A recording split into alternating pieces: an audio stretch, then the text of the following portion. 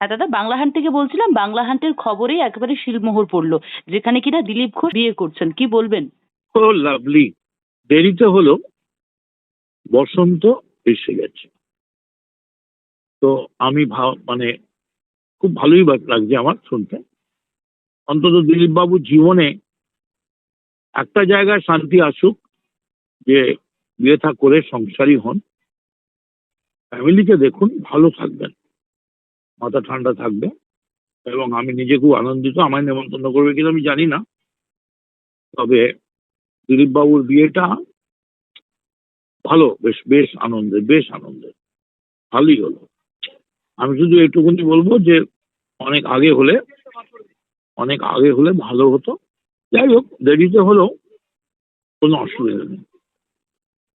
মানে এই যে বয়স একটা নম্বর, সেটা বারবার প্রমাণ করে দিলেন, তাহলে বলতে চাইছেন? না, আমি এটা বলবো না, বয়স কোনো ব্যাপার নয়। সারা পৃথিবীতে 70 বছর বিয়ে করেছেন, 73 বছর বয়সে রবিশঙ্কর বিয়ে করেছিলেন। এটা কোনো ব্যাপার না, বয়স কোনো ব্যাপারই নয়। প্রেম করে বিবাহ, এতে বয়সটা, প্রেমে কোনো বয়স হয় না। প্রেম ছোট্ট শিশুর থেকে একদম 100 বর্ষ পরেও প্রেম হতে পারে। দিলীপবাবু অন্য পার্টি করলো, নিশ্চয়ই ওর শুভ দিনে আমি শুভ কামনাই করব, আর বলবো নতুন বউ আসলে বেশি লাঠি খেলা বা এইসব দেখাবেন না, বাড়ির বউ তো ভয় পেয়ে যাবে। আপনি সংঘ প্রচারক ছিলেন, এখন কি দরকার?